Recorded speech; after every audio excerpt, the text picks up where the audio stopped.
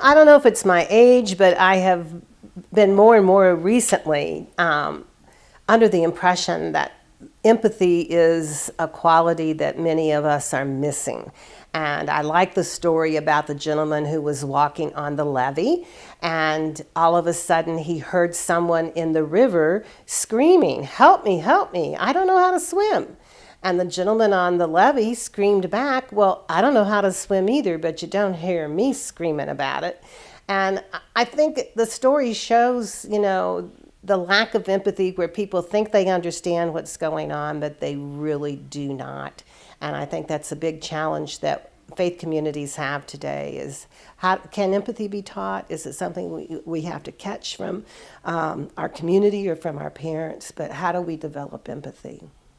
What I've seen is that our migrant brothers and sisters get taken into the courtroom in the groups of about 40, and they are given little time to process what's happening, and they're asked to say that they understand their rights and how to plea.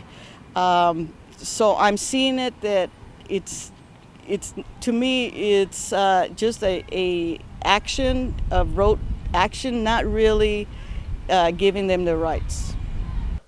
So I had this odd moment when I was listening to Noam Chomsky being interviewed, who I don't understand, and he always gives me a headache. But in this particular interview, he was really good, and he spoke about 3 threats to civilization, which the first is the nuclear threat, of course, the second being climate change, and he said, and then the third was he called it and referenced it as the neoliberal threat, and by that he meant simply the idea that the culture across the globe is becoming more and more get all you can all you get, sit on the lid, that we're all individuals, that there's no such thing as solidarity. And the reason why that's such a threat now is that what has held back, in a sense, the hand of launching another nuclear war, and in a way, at least, there was some response to the climate change thing was the notion of solidarity, which is, of course, at the heart of practicing religions, whatever faith they may have. I think from a Catholic perspective, as well as even a human perspective, we join the United Nations in saying people have the right to move when it's necessary for them to do that, either for economic reasons or, in this case, what's happening now in the triangle is that they have the right to seek asylum if they fear for their lives. Right at the very beginning, right when I came here, the first waves of the Central American migrations at the end of the 80s and 90s was happening on, and one of the very first things I did was I did intakes, so you'd hear these horrific stories, one after another.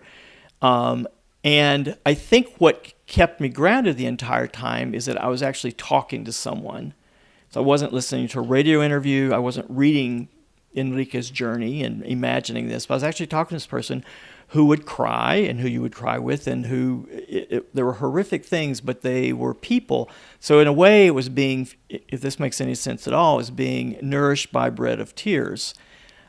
Which is a very strange thing to explain to someone who hasn't been in it. The other thing, too, is I think I touched into the extraordinary power that immigrants bring. So I was doing Holy Week services at the detention center, and as you get in, you get to do one thing for the entire Holy Week thing. So I thought, we'll do washing the feet. That's different, and it was just a thing I thought I would do. I hadn't really realized how powerful it was, because then when I washed the feet, these feet were still torn from thorns and bloodied. And of course, the reaction of them is that they hadn't had anybody wash their feet ever in their entire lives.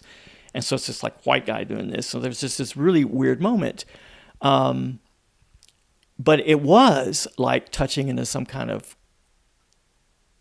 other presence in that moment, because it really was like this woman or this man took this journey, enormous risk, and by then I knew enough to know how dangerous it was, that people died doing this for reasons that were far beyond their own. And in other words, it was the exact opposite of the neoliberal thing. They came here because of their family. They came here to save someone. They did not come here to get rich quick. They did not come here to find someone to manufacture their goods for $6.50 a day. No, they came here because they loved someone. And so it became, rather than some sort of personal torture to be engaged in this, it became a moment of transformation each and every time. I like the idea of like the ladies that I'm working with and everything. They're writing their own stories, so we're listening to them. So that makes it where I'm empathetic to everything because I'm hearing it firsthand. In solidarity means to me that we are listening to the person that is most affected and how we're going to help. Because sometimes we're not in solidarity, we kind of start going with our own agendas. And it's not a political thing to me, it is a human rights thing, to me, it's a faith thing. So that's something we really got to keep an eye on and not let any of this make it a political thing in any way, because it's not. It's about our human brothers and sisters.